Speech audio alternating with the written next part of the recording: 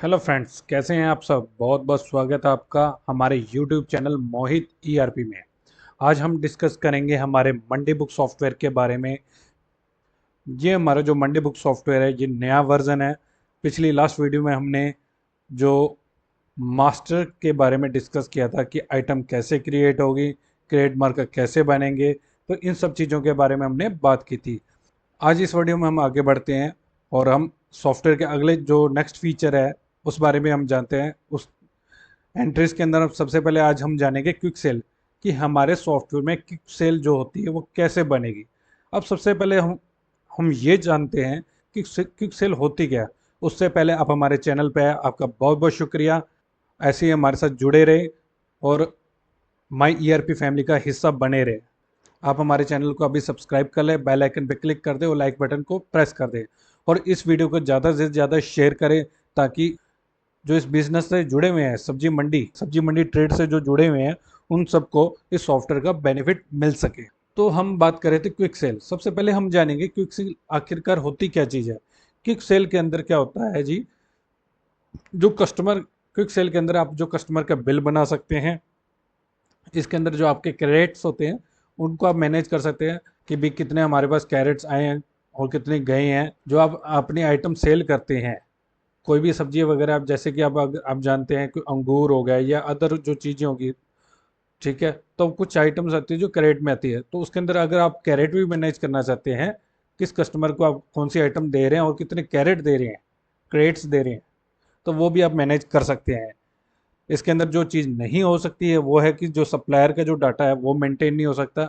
Supplier जो व्यापारी होते हैं, जो किसान भाई होते हैं जिनसे आप माल खरीदते हैं, उनका डाटा वो आप मैनेज नहीं कर सकते हैं। और इसके अंदर जो स्टॉक होता है, जो आपकी आइटम है उसका जो स्टॉक होता है वो आप नहीं मैनेज कर सकते हैं। इसमें खाली बिल बनेंगे कस्टमर के। तो सबसे पहले हम क्विक सेल पे हम क्लिक करते हैं। एंट्रीज के अंदर क्विक सेल हमारा ऑप्शन है, जिसका शॉर्टकट है कंट्रोल क्यू। जैसे कि आप देख रहे हैं यहाँ आज की डेट आ रही है, आपने एंटर प्रेस किया, आइटम नेम पर आ गए। यहाँ कौन सी आइटम आप सेल करें वो आप सेलेक्ट करेंगे, किस कस्टमर को सेल कर रहे हैं। जैसे कि यहाँ मैंने मोहित नाम का कस्टमर सेलेक्ट कर लिया। अगर नेट रेट पे भी आप सेल करना चाहते हैं तो नेट रेट को आप टिक कर दें, नेट रेट पे आपका सेल हो जाएगा।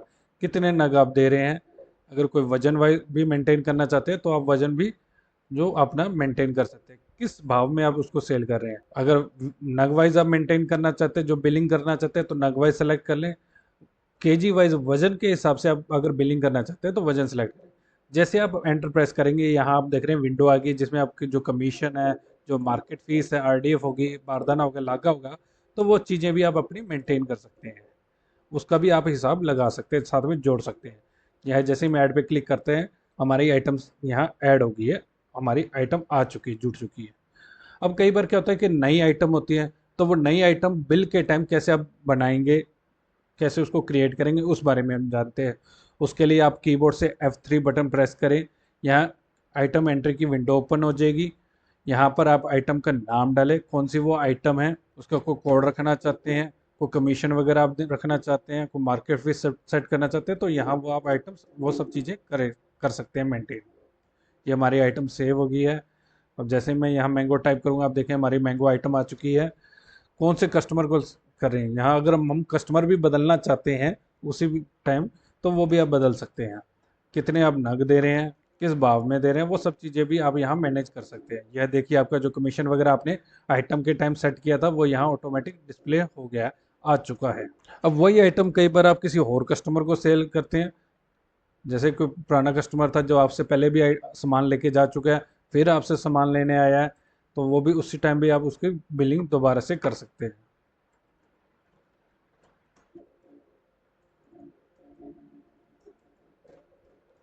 ये हमारा बिल बन चुका है। अगर आप यहाँ नीचे देखेंगे, टोटल नग, उनका वेट कितना है, बेसिक अमाउंट, कमीशन वगैरह, कमीशन हो गया, और टोटल सेल अमाउंट, वो सारी चीज़ें यहाँ पर आ चुकी है। अब आप सेव पे क्लिक करेंगे तो इस तरीके से हमारा जो बिल है वो सेव हो जाएगी। जो हमारा वाउचर है, जो हमारी एंट्रीज है, वो सेव हो जाएगी। अब हम आगे बात करेंगे कि अगर हम इनका बिल निकालना है, प्रिंट, जो बिल निकाल के कस्टमर जो जिनको आपने माल बेचा था उनको आप बिल भेजना चाहते हैं, तो वो कैसे भेजेंगे उस बारे में हम जाते हैं।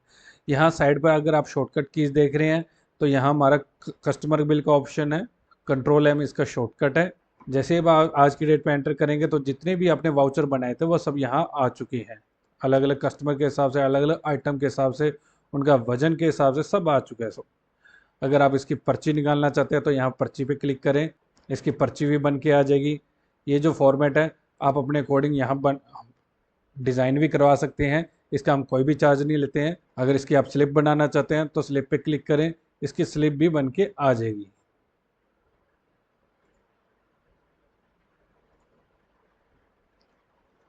तो इस तरीके से आप अपने जो वो एंट्री आज की डेली जो क्विक आज की जो क्विक सेल है वो आप बना सकते हैं और इनके बिल भी निकाल सकते हैं।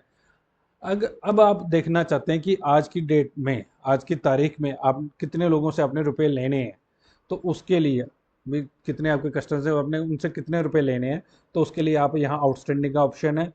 अगर आप साइड पे यहाँ आपको आउटस्टैंडिंग का ऑप्शन दो जगह मिलेगा। एक तो यहाँ कंट्रोल जे इसका शॉर्टकट है, आउटस्टैंडिंग पे क्लिक करें। नहीं तो आप यहाँ रिपोर्ट्स के अंदर जाके या आउटस्टैंडिंग एनालाइज का ऑप्शन है, इस पर भी आप क्लिक करके देख सकते हैं। जैसे मैं ओके करूँगा तो आज तक के जितने भी हमारे कस्टमर हैं उनका जितना भी बकाया है, जितना भी बैलेंस है, वो सब यहाँ आपका आ जाएगा। अगर आप इनको व्हाट्सअप भी भेजना चाहते हैं तो व्हाट्सअप पे क्लिक करके आप इनको व्हाट्सअप भी भेज सकते हैं। नहीं तो अगर आप इनकी पर्ची भी निकालना चाहते हैं, अब जो कस्टमर है जिनका से आप कोई आपको जिनका बकाया है, आप उनसे कोई कलेक्शन करते हैं, उनकी पेमेंट भी अपने जो चढ़ाएंगे, जो आप ग्राहक रहेंगे, उग्राहिक रहेंगे, उसकी भी आप पेमेंट चढ़ाना चाहते हैं, उड़ाई करेंगे तो उसकी भी पेमेंट अगर चढ़ाना चाहते हैं तो यहाँ एंट्रीज के अंदर आपको दो ऑप्शन मिलेंगे, क्विक पेमेंट और क्विक रिसिप्ट। क्विक पेमेंट का मतलब होता है अगर आप किसी को पेमेंट कर रहे हो, और क्विक रिसिप्ट का मतलब होता है आज अगर आप किसी से पेमेंट ले रहे हो। तो यहाँ क्विक रिसिप्ट को हम सेलेक्ट करेंगे, आज की डेट आ गई, एंटर प्रेस करेंगे। यहाँ आप अपना जो पेमेंट मोड है कि आपको पेमेंट किस में मिल रही है, कैश में मिली है कि यूपीआई में मिली है, वो आप सेलेक्ट करेंगे। कौन से कस्टमर से आप ले रहे हो पेमेंट, यहाँ जैसे मैंने मोहित नाम के कस्टमर को सेलेक्ट किया तो ऊपर आप देख रहे हैं उनका बैलेंस भी आ गया है, कितनी पेमेंट आपको मिल रही है उनसे, वो आप यहाँ डालेंगे। रिमार्क्स में कुछ भी आप डिटेल डालना चाहते हैं तो वो भी डिटेल भी डाल सकते हैं। इसको सेव करेंगे, ये हमारी एंट्री डल चुकी है। तो इस तरीके से आप अपनी जो पेमेंट की एंट्री है वो डाल सकते हैं हमारे सॉफ्टवेयर के अंदर। सॉफ्टवेयर को चलाना बहुत ही आसान है, ठीक है जी। इसकी सबसे बड़ी खास बात ये भी है कि जिनका भी लोकल लैंग्वेज में वो प्रिंट आउट निकालना चाहते हैं कि हमारी जो पर्ची है, हमारी जो स्लिप है वो लोकल लैंग्वेज यानी कि हिंदी में, गुजराती में, पंजाबी में निकले, तो आप अपनी लोकल लैंग्वेज में भी निकाल सकते हैं बिना किसी दिक्कत के। सॉफ्टवेयर चलाना बहुत ही आसान है, जैसे कि मैंने पहले भी कहा था, फिर भी कहूँगा।